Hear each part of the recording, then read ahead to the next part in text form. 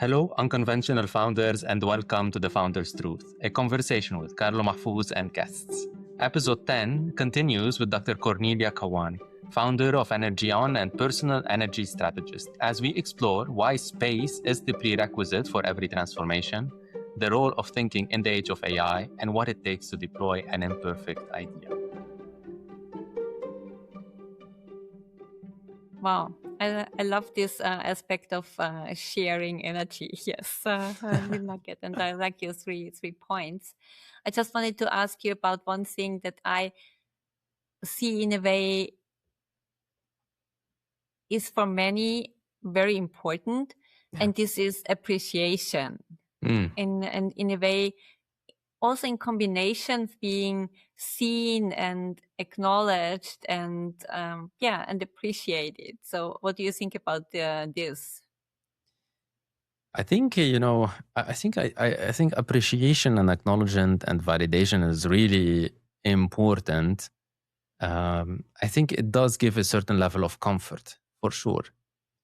I do believe, though, as well, a reliance on it or a dependency on it is harmful on the long term, too. I think it's really an interesting thing. On the short term, it kind of gives you this comfort, this sense of security, because you're seen, someone has recognized and seen some of your contribution or your presence, all of that. On the long term, if you start seeking that as an indicator for trust, then it becomes detrimental, because then the dependency, you start seeing, and I think we undermine our unconscious and our brain and how try to solve problems. And when it feels there's something good, it tries to pursue it, whether sometimes we notice it or not. And I think that's the danger. I don't think there is, I don't think appreciation is great, and I think it's a really important things to have.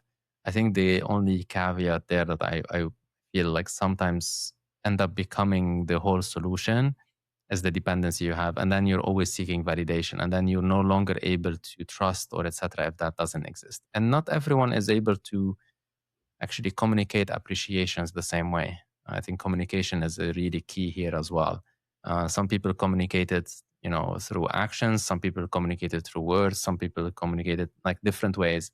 And you might not always notice that they are communicating it because you're probably paying attention to the words. You're not paying attention to the action, or you're not paying attention to, the support, and all of these dimensions. Then it becomes a little bit more nuanced than it's just one way of doing things. Yes, I see your point, and I think it's a very valid point to say it's if it's really the right thing to do or to say, and it feels true, then I think then it's definitely important, but it shouldn't be required, or you might not, you shouldn't feel that you're obliged to do it. I see, but that's a very good point. For me, it's just I always like to in a way give direct feedback. So if I like things or if I don't like things, and I always try to do it right afterwards, or after a meeting, or when something really went excellent, or I thought that there is some room for improvement. So because I think then it's fresh and raw and direct. I think that's perfect, honestly, and I think in that context, it is the best way. Right, it is in that instance, there is in that moment. However, it is, as you said, raw and vulnerable and unpolished, or whatever that looks like. And often when it comes from that, it comes with a even when if it's room for improvement or criticism, it comes with an airy feeling that people can relate to, and then that's why I said. Well, at least that's how I describe it, is that there's a certain level of lightheartedness to it, not necessarily as a judgment or criticism, but as a way of, a passion for support, or passion to help, or taking it as if it's yours, and then taking it forward. Yeah, there was just a story came up, because one of our new team members, and we had a meeting and a presentation, and right afterwards I went into his office and told him that I really liked the presentation, whatever. And then we talk a little bit, and then I wanted to leave the office, and then he asked me, is there anything I can do for you? And I said, no. Why?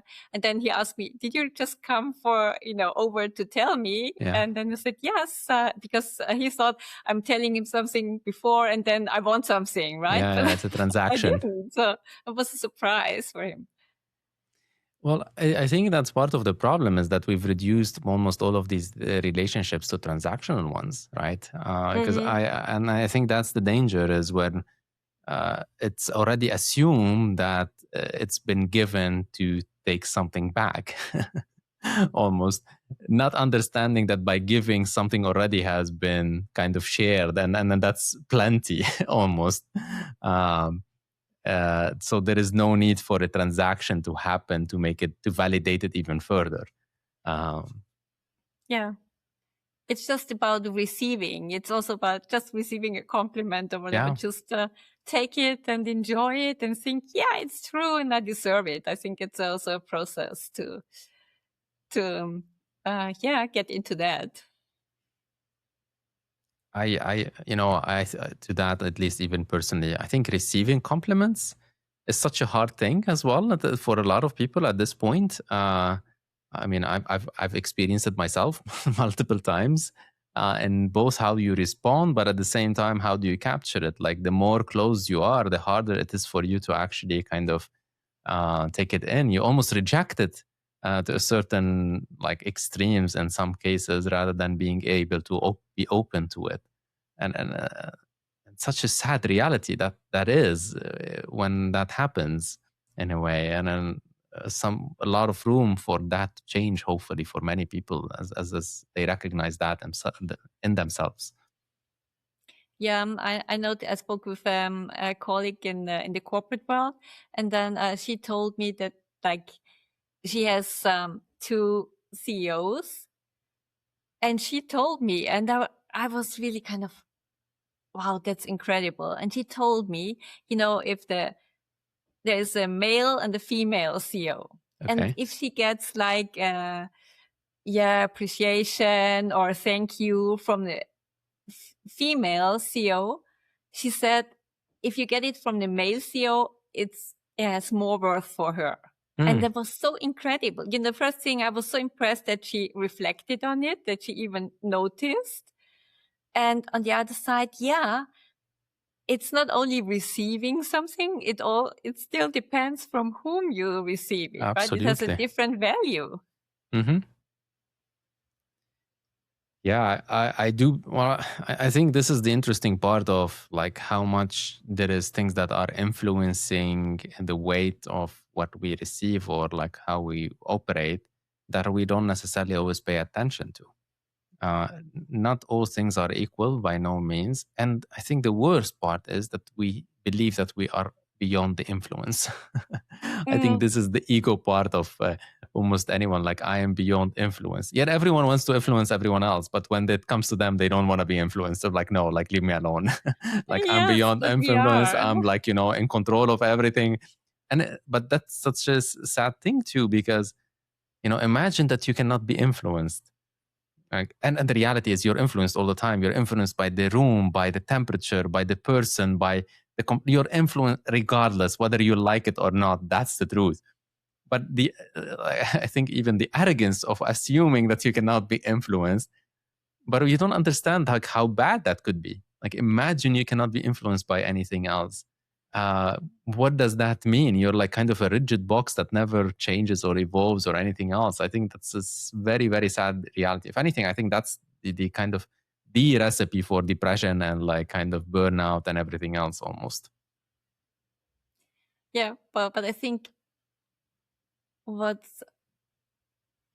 surprises us, or we don't want to have these subtle influences which we don't notice, right? And of course, sometimes they're so direct into your face that oh, okay, now this is, and then you kind of take a step back. But with all the subtle influences, you just don't even, they just creep into your energy and into your system, and there they are, and you're not even aware of them.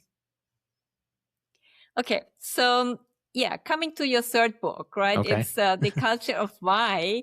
and the rise of AI. Wow, it even rhymes. So very, very well done, the title. Thank you. And yeah, AI is all over the place, right? And there's I noticed that there are many people. There is this fear of the unknown. We don't know what's gonna change, but it will have an impact on our culture, on ourselves and humanity. And in a way, what I think is, the last centuries, in a way, we were so focused on thinking. Yeah. So our mind was so dominant in a way. And now, in a way, thinking is so cheap with AI, right? Mm-hmm. It's thinking for us. Yeah. And so for me, it's the question, to you, if it's not thinking that is so important for humanity, what else? What is it? Oh my God, so much more. Like really so much more there is. I think we've put thinking on a pedestal for so long. I agree with you 100%, thinking that that's all we are almost. And we've ignored so much else. And I think only now in this kind of like pushback or kind of a sense of urgency that AI has created, we're starting to realize more of the, I think we've come close to some ideas. Like we start talking about emotional intelligence, we start talking about intuition, we start about talking about things which we don't have exact words for as as concrete as thinking. But the thing is, I think thinking as well, we didn't have concrete words for as well, because before that used to be probably dexterity and strength. When you were like fighting for your life to survive, all you could think of is strength. Probably you were not necessarily, worried too much about thinking and like intellectual capabilities. And I think that this like this kind of evolution that we're playing against, I think is really key. And I think now we're starting to realize probably what is more valuable is the authentic connections. What we label, we put on them, how we describe them, energy or intuition, or I'm sure we will come up with some word at some point and we would label it, like, because we're very good at the labeling. I mean, that's will be fine. But I think that's the opportunity, because if anything today, I think our society is a little bit falling apart because of the lack of connection and building this connection. Because some of these things are not about intellect and not about logic. They're about more the messy, almost middle of the relationship between each other. And I think that's impressive. And I think that's what we're going to see more of. That's what is going to be highlighted. I don't know what to call it. We can call it energy if we want. I think we can call it awareness. We can call it like aliveness, even like different things. But I think that's the new component. At least in my third book, I talk about aliveness. That's the core component. I think that is the real-time connections and dynamic that's built between us humans, or if anything, that shape us as a humans, which I would say will be more of the attention, will be more of where we will, shift towards, as a lot of the thinking kind of hopefully start more honestly being delegated. But what do you suggest? What can we do now to shift faster in this direction? I believe to fist, the shift is already happening. I don't think there is shift is not happening.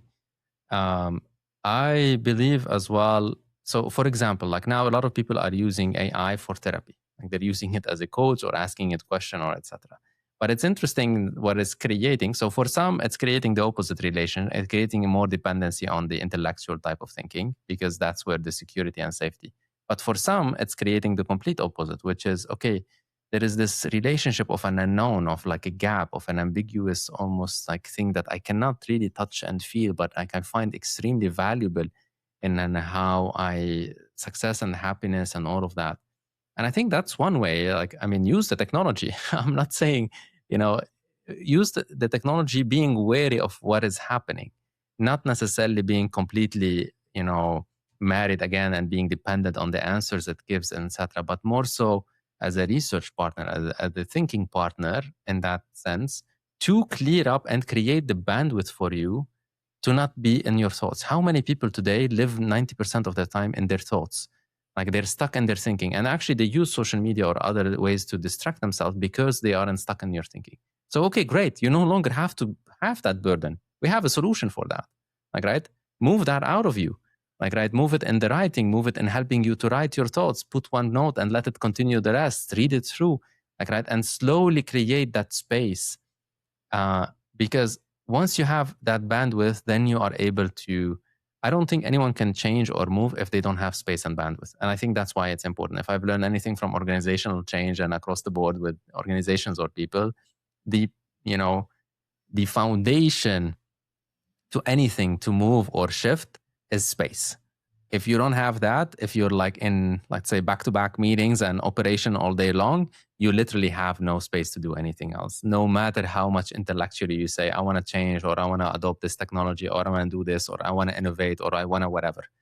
Like, so I think that's really the opportunity here. Yeah, fully agree. And space is definitely, I like that word. Yeah. I will integrate it in my vocabulary for 2026. Nice. Awesome. That's really cool. Hey, Carlo, is there one question you want to ask me? Yes. Oh my God. I can ask you many questions. One of the questions I want you to ask, I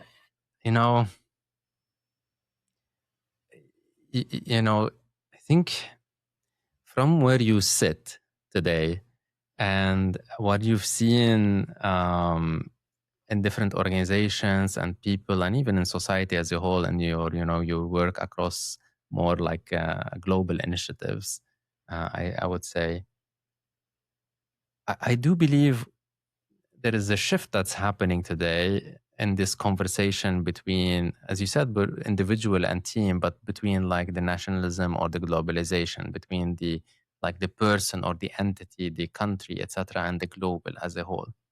And from an energy point of view and etc., how do you see its possibility to bridge that gap? How is it possible to move across these, I would say, constructs of thought and get them closer?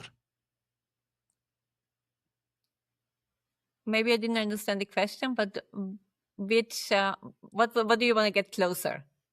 So how do we become like a global citizen while not necessarily, getting rid of your identity? Like how does identity, for example, is not, you have your culture, your identity, your roots, but as well you're part of the global system, which technology has enabled. You don't have no choice almost in the matter. Like how can you be both without being a trade-off? Because these days the conversation, the dialogue always feels like it's being a trade-off. For me, it's not a trade-off. Okay. And I think you can't get rid. I don't know what you understand with identity, but I think when you're born in this culture, in this family, and you, in a way, you're born into this energy where you're there. And of course you can move out from there and go to different countries, and then it's less strong, but still it's your tribe, it's your energy. And from my point of view, there is a reason why you're there. Okay. And I think for me, it's not better to get rid of something, but more to understand how can you, I don't know, shift it, or I don't like the word optimizing, but in a way improve it so you leave something better behind. Okay. For yourself, for your family, for your tribe, for your country in a way. And I think, with the quantum field, energetically, you're connected with anybody, whoever the person is, in a way. So, it's easier to get closer to the energies of other countries and to feel how things are there. And but then it's always the question, what do you do with this information? It's the same with I think information or knowing things. That's not the importance anymore. For me, it's more about then, okay, you have this information, but what do you do it? It's more about implementing now. I think we are leaving the area or the era of information, moving into implementation. And the better you are in taking information and then applying it and changing and shifting, the more probably, it's better. No, it's not better. You feel more joy in that. I really like that, actually, that dimension of, we're moving from the collection of data and knowing to actually the implementation and execution, which to me is like basically like living reality rather than like kind of just collecting information about it. And I think there is a directness to it, which I think is fascinating and a really opportunity here for people. But how does that translation goes? I think it's going to be the hard shift now, how we start translating all of that, into things that can work for us. And as you said, like kind of bring us joy, and then how we connect with each other, how we work, how we live as a whole. Yeah. So, Carlo, thank you so much. I'm taking a lot of this exchange. Really, wow. I'm looking so much forward to reading then the other two books when they are ready. And I think this exchange now really reminds me. We also spoke about the reality and the real leadership, and it's, as you said, staying in the present, asking questions, and building cultures of trust, not only in your team, but I think in general, that's something that will be more and more important. And if you're watching this this video now, then maybe you can comment under below, and what are the questions you would ask Carlo. And I have one last question to you, Carlo. Yes. And so if somebody was listening to this conversation, yes, and and gets really inspired by the ideas of your books, and Gispa, we have been speaking about applying all these things and bring them into reality. So what would you recommend to this listening person if this person wants to do something this week? Okay. What should that be? Oh my God, amazing question. If they want to do something this week, I would say I'm going to combine a lot of the things that I said today into one that they can actually achieve now. Take a stream of thought, put it in your favorite AI or whatever, like anything, right? If you don't, I would say two paths. If you feel comfortable, do either one. Take that stream of thought and write it, and then publish it. Don't write it and keep it for you. Take it and publish it on LinkedIn, on Substack, on Medium. I don't care. Take it and publish it. Put it out there. Find that difficult writing yourself, put few ideas and let the AI complete the writing and do some light editing and then publish it. And do it today within like an hour or two. Don't wait. And the reason I think this is a great exercise of an implementation, this combines a lot of this, putting yourself out there, getting out of your thinking, getting the thoughts out, but not even getting them out just for you to read them, getting them out for others to read, even if no one reads them. Like even if you don't have a platform, etc., just putting them out. And you're going to go through a range of experiences just by doing that, both from a vulnerability perspective, from self-doubt, from, a lot of things that are holding you back. But you're going to really feel the difference when that happens. And if you can do it on a more frequent basis, even the better. So that's it. It's that simple. I love it. I really love it. That's an amazing thing. And it's challenging, or can be challenging, but I think we can all do it, right? Yeah. So I mean, AI is there to help you. So don't worry. I'm not saying use whatever you need. Just the fact that you do it is the important part. Exactly. And it definitely definitely doesn't need to be perfect, right? Yeah, no, absolutely not. Don't think because the perfection is gonna kick in. I can guarantee you that's something you can observe to 100%. Yes, that's why I'm mentioning it. Yeah, perfect. I'm glad you did, because I think sometimes knowing ahead of time what you're gonna encounter is really helpful, because then you're like, oh, okay, I'm not alone. Yeah, you're not alone. Definitely, even me, that happens to me, and I write almost every day. So yeah, we just write it, have a short look, and then we're brave enough, put it on social media and close our eyes and press the send or submit button. Yeah, 100%. That's just it. And then you open your eyes and then you notice, oh wow, the world is still there, right? It didn't break down. No, exactly. And Nothing probably terrible happened. So and you'll be surprised. Someone will say, I know exactly what you feel and I resonate with you. Or you would really the possibility of being surprised is now, you created a possibility. In that just simple act, you create a possibility. wow, love it. Oh, Carlo, I could, I have tons of questions I could ask you, and wish you really all the best with writing and finishing your books. And yeah, as you can see, people are already waiting out there to read your thoughts and ideas on reality and how to, put them or make them happening.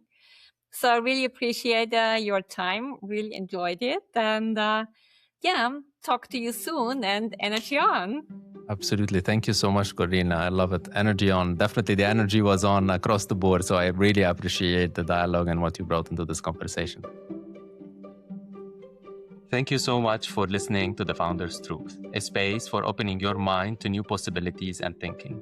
One question to reflect on is, what would you do differently this week if you trusted that aliveness, not intellect, was your most valuable asset?